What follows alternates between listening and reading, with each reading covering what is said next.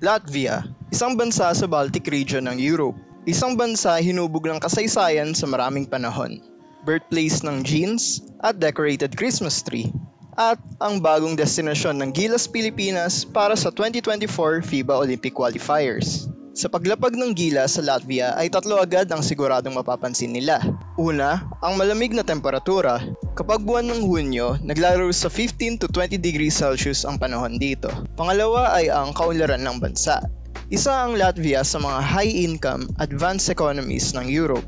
At ang pangatlo, matatangkad kesa karaniwan ng mga tao dito. Ang average height ng lalaki ay 5'11" samantalang 5'6" naman sa babae. Ang katangiang ito ng mga Latvians ang magiging concern ng ating mga pambato. The Latvian national team is tall. Pare-pareho halos ang laki ng mga players sa kahit anong posisyon, kaya ito ang tiyak na magpapahirap sa mga players ng Gilas.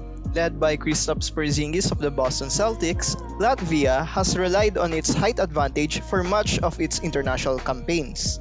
In the last FIBA World Cup held in Manila, the Latvians used that edge and combined it with offensive firepower to finish 5th overall.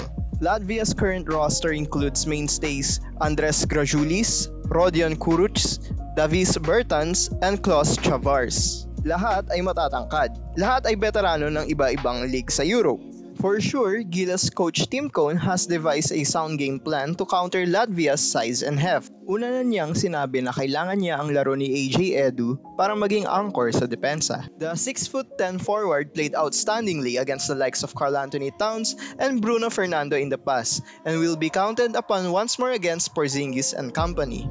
Gaya ng dati, masusukat yung mga PBA players kung hanggang saan ang kaya nilang i-adjust sa isang torneo kung saan height is truly might.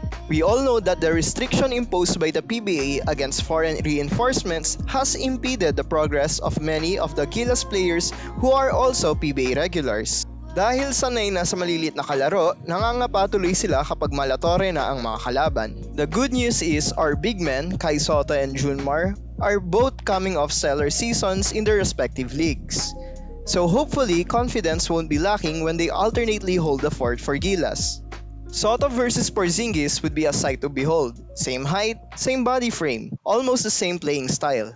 Kung healthy si Porzingis at maglalaro, expect nating pupukpok ito ng husto. The last time Porzingis saw action for Latvia was in 2022, so most likely maglalaro ito ng may kasamang gigil. If the matchup does happen, Soto will have his hands full.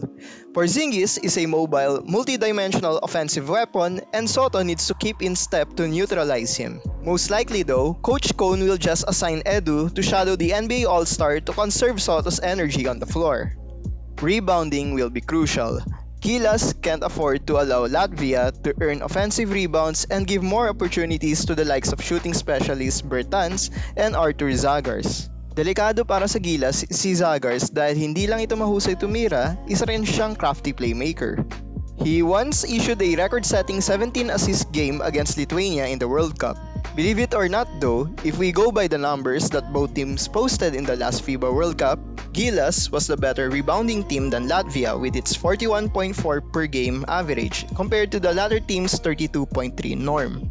Apart from the world number 6 Latvia, Gilas will also play world number 23 Georgia in the first round of the FIBA Olympic qualifying tournament. It's another team that is just as big as Latvia, if not bigger, and plays a more physical brand of basketball.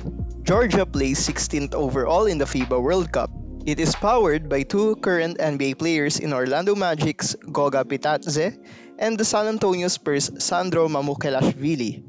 Kasama pa ng dalawang higanting ito ang dalawang legends ng Georgian basketball na sina Georgi Shermadini at Toko Shangelia na isang 7'1" at isang 6'9" lang naman. Shermadini is an efficient inside operator who has a reliable hook shot, while Shangelia is athletic and very aggressive around the basket.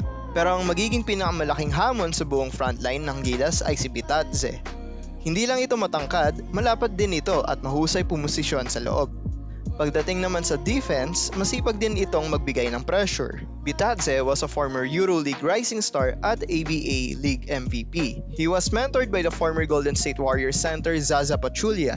In the last NBA season, he posted averages of 5 points, 4.5 rebounds, and 1.3 assists on 60% field goal as a part-time starter for the Orlando Magic.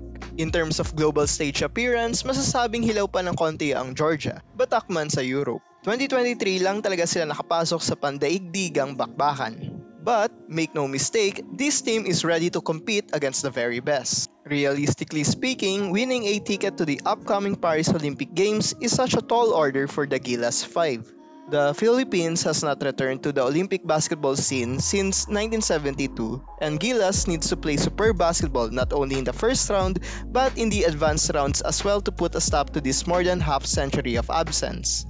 Kaya ba? O kailangan ng isang milagro? This much is true. Some miracles do find their way in the world of sports. During the 2023 FIBA World Cup in Okinawa, a similarly undersized Japanese national team came back from an 18-point deficit to beat the highly favored Finland team. So why not in Latvia? And more importantly, why not by Gilas, whose participation in the Olympic qualifying tournament is already an achievement in itself?